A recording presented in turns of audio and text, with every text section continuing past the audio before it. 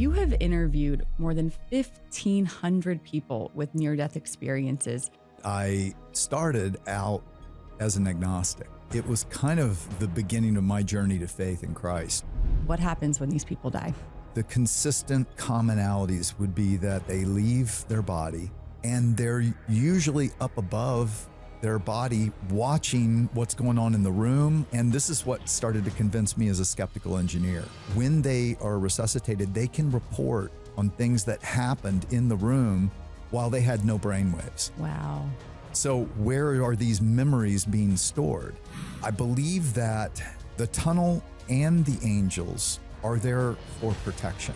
The spiritual realm is real and it's all around us. When we initially leave our bodies into the spiritual realm around us, it's the realm of a war. So, John, my first question for you.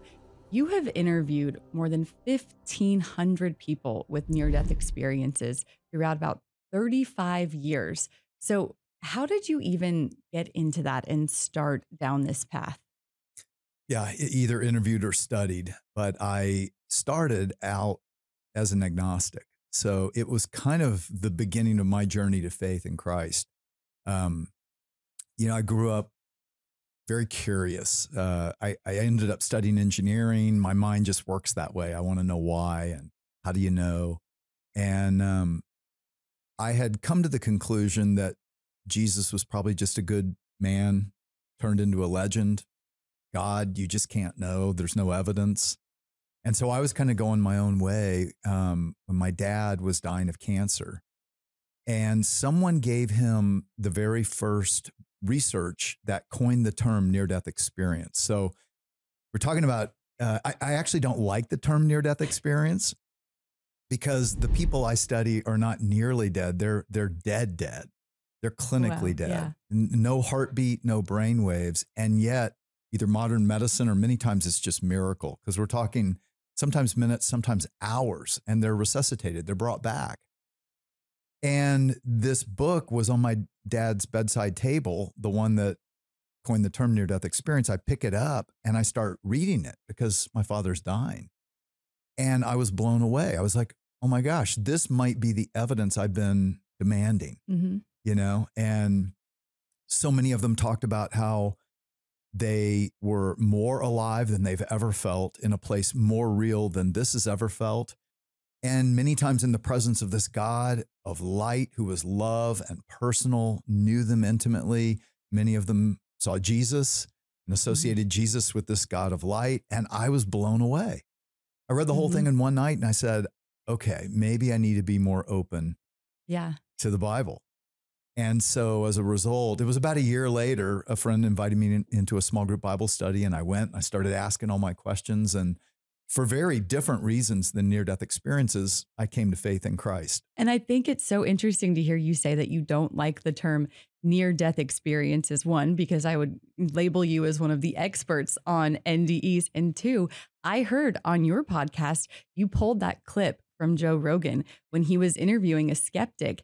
And he's, the Dr. man, Michael Shermer. Yeah. And he said, these people didn't actually die. And I think there are a lot of doctors and medical records that would show these people were flatlined. They were dead that had these experiences. Oh, yeah. Dean Braxton, who I interviewed, has the medical records that he died of sepsis for an hour and 45 minutes. He had no heartbeat, no brainwave.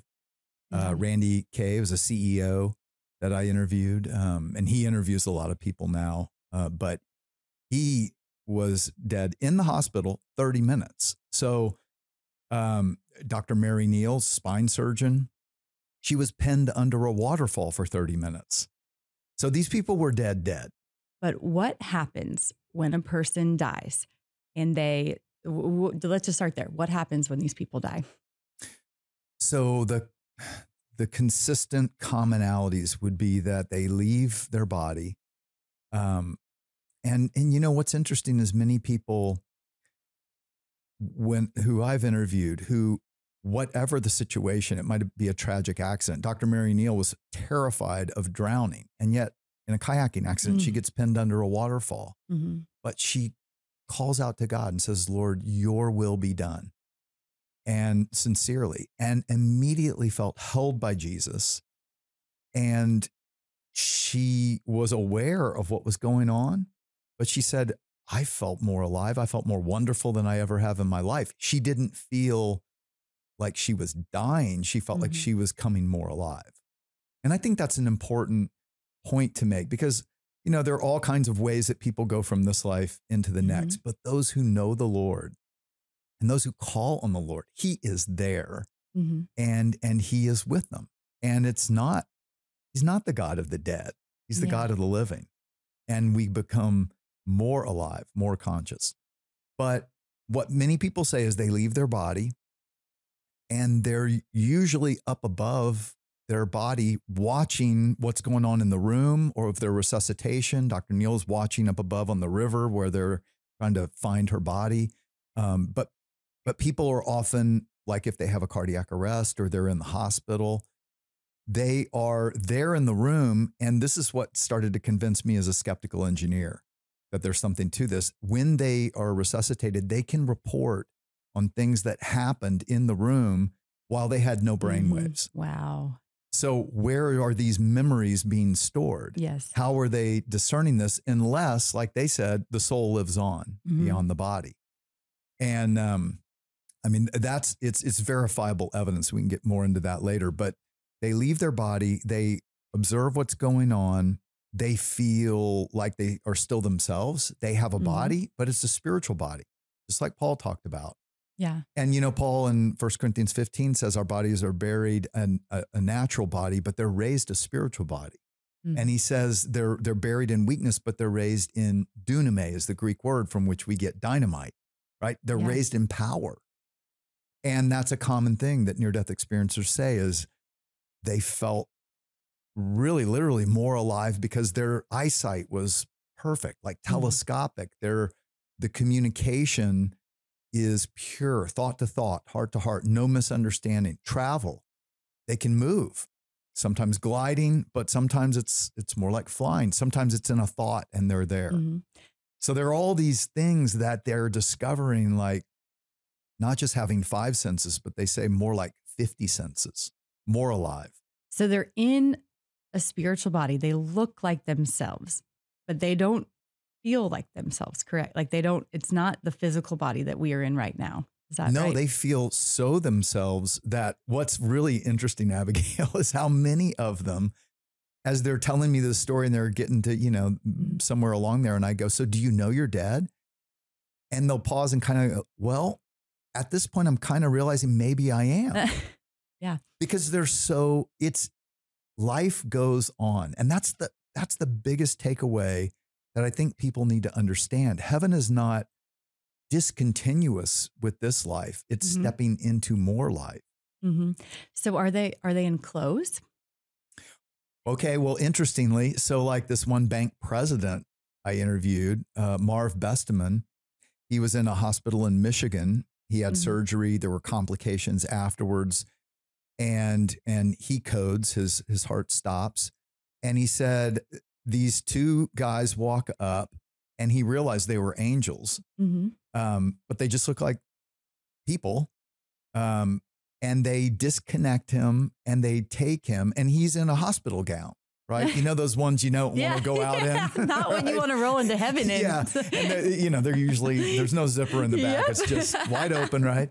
And he said, and they start to go and they're flying. They're flying off, moving very rapidly. And he looks down and he notices he's in like his favorite golf outfit, like what he would Oh, normally yeah. wear. Which I always say, you know, how cool of God to dress us like we'd feel comfortable. Yeah. And interestingly, when he gets to the gates of heaven, he sees people from all over the world in what you would think they would wear in their own culture. Mhm. And so, yes, we can look to each other just like we do now. We wear the things that we feel comfortable in, but not always. Mhm. Because sometimes and many times and all around the world, they talk about these people with these robes of white. But what I figured out is so like Dr. Mary Neal was there by the river and she's up above and these people come and she said they are just exploding with light that Oh. was love, Mm-hmm. like coming toward her. And it was this incredible reunion and joyous dancing and hugging. And, you know, she said these were people I had known, Mm-hmm. and they were her welcoming committee, which is another commonality. Yeah. Can you talk a little bit? You mentioned the two angels, but can you talk a little bit about the welcoming and the escort committee to heaven when people die? Yeah. So sometimes there are angels there. Sometimes there are people that they've loved in life who are Mm-hmm. there to greet them.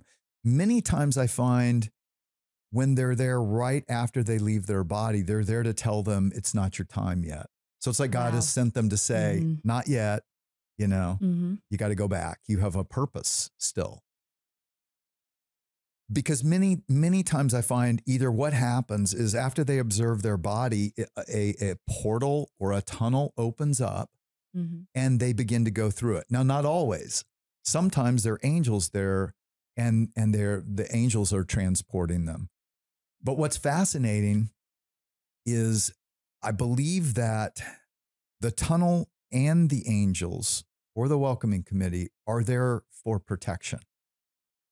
I think that's really important to understand, because the spiritual realm is real and it's Mm-hmm. all around us. But as Jesus taught us, for a while, this realm of the spiritual is the realm of evil. God has given evil reign. Mm-hmm. And so when we initially leave our bodies into the spiritual realm around us, it's the realm of a war, of a spiritual Wow. battle. Yeah. And Mm-hmm. people have seen that. So I've come to believe that these portals or these tunnels are actually protection. It's Mm-hmm. actually protecting them going through. You know, in the Bible, it talks about the first, second, and third heaven. Paul talks about how he was taken to the third heaven. Mm-hmm. In a Hebrew mindset, the first heaven is just what we see, right? You know, you look up in the heavens. The second is the spiritual dimensionality all around us. The third is the holy city of God, Mm-hmm. and where we would call it the intermediate heaven as well. So I believe that's what this escort or these tunnels or portals are for. You know, I've been evangelizing, telling people about heaven, warning them about hell, literally since I was a little girl. Mm, Just it was in my blood, it was in my right. family. Like that was just, just recruit all your friends. Let's take all of our friends with us to heaven. But I had to come to terms a couple years ago when I was in seminary with the fact that I've actually been a little afraid of heaven. I had never lost anyone super close to me until a couple years ago. And it Mm, has been just a few years of boom, boom, boom. I had all of my grandparents lived into their 90s. wow. And, it just, I lost all of them in a very short amount of time. And then shortly after that, my husband's dad passed away five Mm, days after he was diagnosed with cancer. He was just 57 years old. And then my mom was diagnosed with cancer, and we lost her in just 3 months. And it mm, has just been this crazy whirlwind of just so much loss in a yeah. very condensed period of time. And during that time, I was in seminary, and we had to do a unit or just a in-depth study of heaven. And I realized how little I really know about it, and Mm, how I know it's always been a place I wanted to go, but I've been afraid of going there because one, it means I'm dead. And two, I love my husband so much. And everything I've heard about heaven is that we won't be married. And I don't want there to ever be a time. so uh, Kathy and I, I've been interested in this for a long time because my dad died, Hmm. and I was pretty young, and it did force me to grapple with the same thing. Yes. Hmm. And then, you've already heard my story, but what was funny is when we were in our late 20s and stuff, Kathy would hear me talking about, Kathy's my wife. She would hear me talking about this, and she'd kind of get bummed, and she's like, I don't want to think about that. And I'm like, Yeah. why? And she's like, well, we won't be married in heaven. To which I say, well, that's good. That she said it that way. She could say, well, we won't be married in heaven. Yeah. It's all in the tone, right? And it makes So me she was sad. And I think Jesus has been misunderstood about what that means, because we think that means that we will not have relationship as Mhm. deep or as close in heaven. And I think that's absolutely false. I don't think that's what he meant at all. So Okay. if you read that passage closely, it's the Pharisees trying to trick him. It's a trap. They're setting a trap. And what he answers with is, you don't know the scriptures and you don't know the power of God. Because they're trying to trap him, saying, okay, this woman's been married to 7 people. Who's she going to be married to, Jesus? Yeah. Right? Yep. That's kind of how it's going. And his point is the power of God. What is missing in this life is the love of God. I mean, we get taste, but it's all being filtered down through broken humanity. And that's why when people stand in the presence of God, I mean, they don't have words. They say human love just doesn't compare. Okay. If you can take all of the love you've ever felt from a grandparent, a parent, for your kids, from your kids, for your spouse, put it all together in one, they say, you're going to have to multiply it by 1,000,000 of what it's like to stand in the presence of God and feel his personal, all-knowing love, unconditional for you. And the point is that when we are with him in his kingdom, we will have that relationship with God, but also all of our relationships go deeper. They don't get broken apart. Love is the whole point. And so why would God tear apart what he's trying to teach us about the most? And he's not going to. So when Jesus said there'll be no marrying or giving in marriage, he's talking about new unions. There aren't going to be new unions of marriage because all the children and the families, all the procreation has happened. So we're not going to procreate. We'll be like the angels in that sense. Okay. They don't procreate. But that doesn't mean we won't be together. And so many near-death experiencers testify to that they saw their grandmother and grandfather together. They are living in homes together. Their homes in heaven. So their neighborhoods in heaven. There's life. That's what people, I think back to what you were saying, Colossians 3:1 tells us, set your mind on things above, not on things of the earth. Why? Well, because you've died and your life is hidden in Christ in the heavenlies. We're told to imagine heaven. That's why I named the book that. We're told to, but we don't very well. And here's the problem. When we don't imagine heaven, when we can imagine retirement and golf and vacationing and shopping and, travel, and we can imagine that, we live for that. We plan for that. We save for that. But if we can't imagine heaven well, we're not going to live for it. And this is the problem I see with so many Christians, non-Christians too, but even Christians. In Hebrews chapter 11, it's the faith hall of fame. It's the people of the Old Testament who were faithful to God, men and women of faith. And in the last part of that, it's Abraham and Sarah and Rahab and Moses and Elijah. It's all of them. But at the last part of that, it says they were not looking for an earthly city. They were looking for a heavenly city. And that's how they were able to live by faith. So when we don't work on imagining heaven well, when we don't meditate on the truths of what God has told us, then we end up living just for this life and we're cutting ourselves short because that is real life. Relationships don't get torn apart. Jesus would not have said to his closest friends, John 14, his last night on earth, I'm going to prepare a place for you and I'll come and get you and you'll always be with me where I am. Now this I ask kind of half jokingly. It comes from my son, but also with curiosity. Have any of the accounts of heaven are there dinosaurs in heaven? I have not heard that. But there are dogs and horses. There are dogs. I mean, Karina saw her dogs. Randy saw his dogs. I mean, their dogs. I'm a dog lover. Horses. That brings me so much joy. Yeah, even cats, though I wasn't sure about cats. I'm not a cat lover. But no, our pets are there. Love remains. Hmm. I love what Jesus said to one of them. Yes, I've given your children their pets to teach them to love. So why would he rip that away from Yes. us? He's not going to Yes. rip that away from us. And near-death experiencers testify that that's the case. However, I've had the same question about dinosaurs, and I have not heard that. Okay. Well, you have to keep me posted if you ever hear about it. Well, but Dean Braxton and several others did talk about some of the creatures they saw there that are, we would think bizarre. Hmm. You're not afraid of anything, but you might be on Earth if you saw. He said, when I came back, I got enamored with those deep sea underwater creatures that like Yes. you see and you're like, what is that?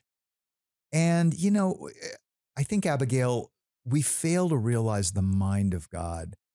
My wife and I were just walking the mall here yesterday and going through botanical gardens. And I just thought, every variation of leaf and flower and beauty and creatures too. I mean, we've categorized 2 million species of creature, but we keep discovering so many, they think there are like 7 million that we haven't even discovered. Wow. This God is a mind and a creativity we can't even conceive of. So are there creatures beyond what we know of? Yeah.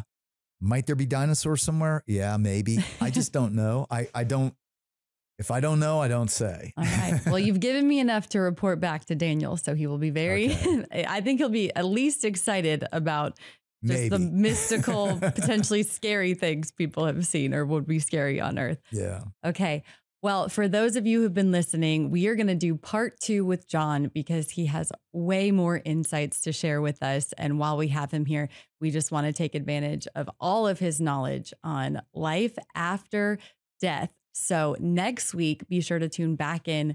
We're going to bring part 2 of this episode where he shares what people who've had these near-death experiences and say that they have seen and experienced hell.